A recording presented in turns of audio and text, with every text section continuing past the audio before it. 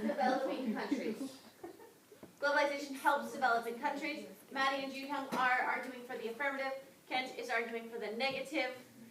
Kent will do all of the speaking, so he gets to do a lot. He doesn't have to converse with anyone, which sometimes is a bonus.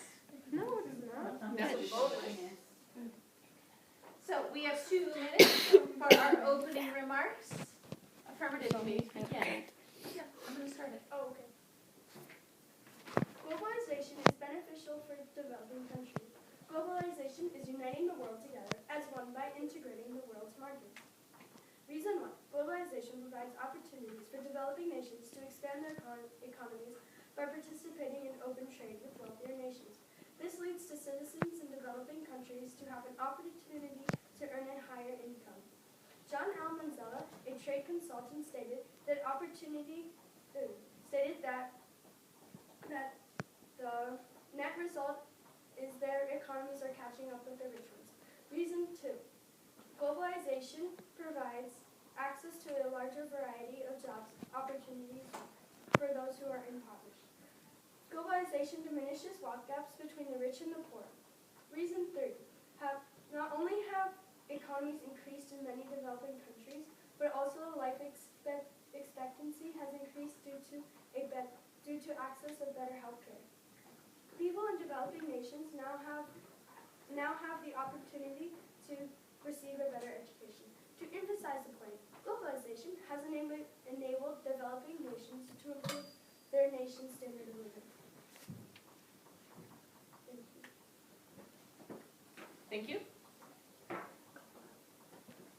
Your turn, Ken. You have 2 minutes to present your opening remarks. You may begin. Ladies and gentlemen, today I would like to talk about how globalization is bad. Globalization brings many factories and companies to developing countries, promoting cheap labor and ruining environments. As companies move into other countries, they use up a majority of the natural resources, things that other citizens may need to survive.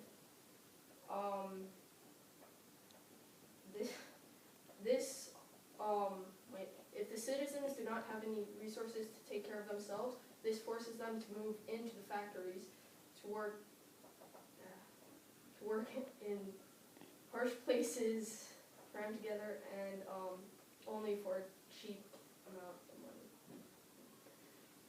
Also, for every dollar a factory worker makes, companies make over 1,000 times the amount, making the income gap between developing and rich countries much larger. Thank you. All right, second speakers. You have 2 minutes. You may begin. My opponent said that the emergence of globalization brought factories to the developing nations, and that it is harmful to the citizens because they work in harsh conditions for cheap labor. But in reality, during the globalization period over the last 2 decades, the developing countries achieved higher life expectancy, average lifespan rose by 11 years, higher standards of schooling, infant mortality rates decreased by half, and adult literacy rate increased by 1/3. So we can see that globalization has helped the citizens to achieve a better life. And in addition, you said that as factories move over, they use up all the natural resources, and then that leads to a lesser money to be earned by the workers. But in reality, globalization helps in reducing the wealth gaps, and for the last period, there was the poverty rate decrease, and there are 300 to 500 million less poor people in 1999, 1998 than in 1970s in 28 years. And since 1980, most third world countries have embraced globalization. They have opened their economies to the world, lowered tariffs, embraced free trade, and allowed goods and services from an industrial world to flow in. In this way, the world is brought together, closing the wealth gap.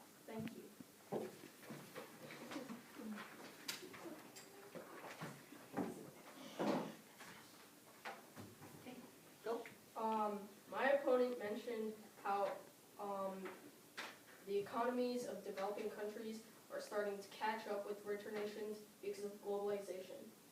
Now, as I said earlier, this is not true because for every couple of dollars the developing countries make, the richer nations get much more enlarging.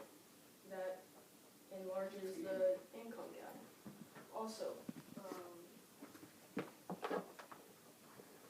as I said earlier, large companies are brought to the developing nations. The factories that are brought have harsh working conditions and cheap labor.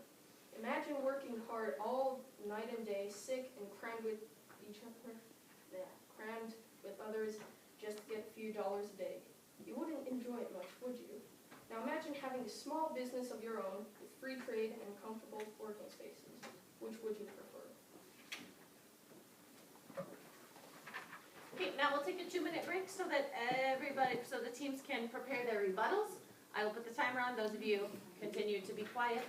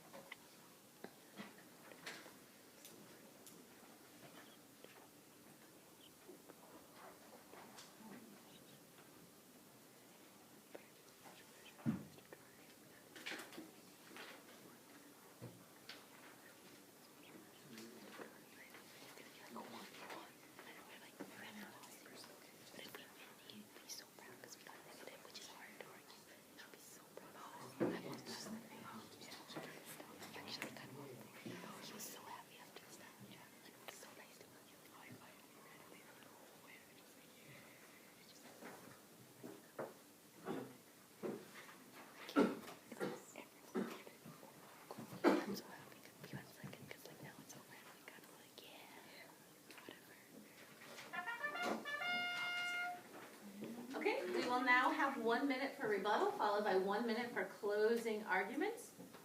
You may begin. Although the citizens of developing countries who work at multinational corporations do not earn much, they still earn more than they would if the multinational corporations were not hiring them. Even though their economies aren't catching up to the wealthier nations as much as one would hope, their economies are still increasing more because they have embraced open trade and globalization. And countries who have not embraced globalization economies are not increasing as much as the nations who have. Also to say, I don't think we're arguing the point of if globalization harms human rights. I think we're arguing whether or not it helps developing nations. Also, to answer your question, they probably could not afford to start a business, but now that the multinational corporations. Thank you. All right. Negative, you have 1 minute. You got 1 minute. You can do this. No. Okay. My opponent mentioned how I'm not stating anything about globalization helping developing nations, but people are part of a nation too, and people deserve rights. And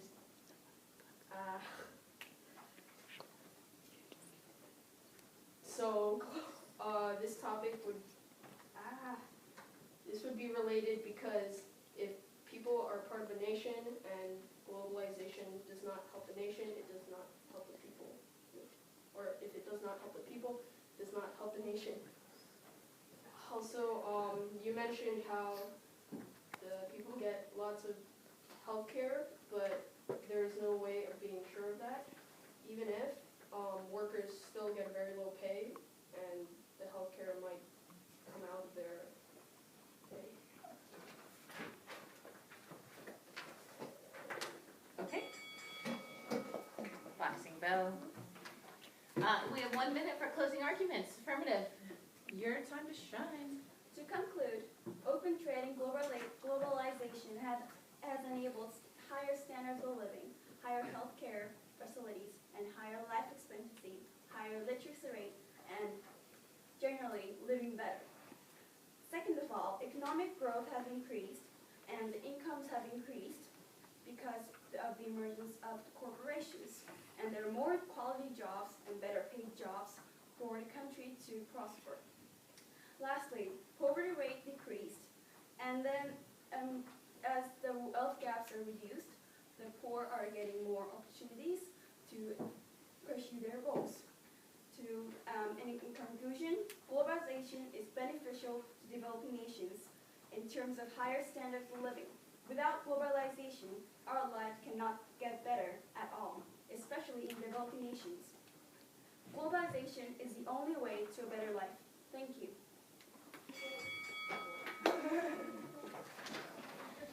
Kent, you have 1 minute. You may begin.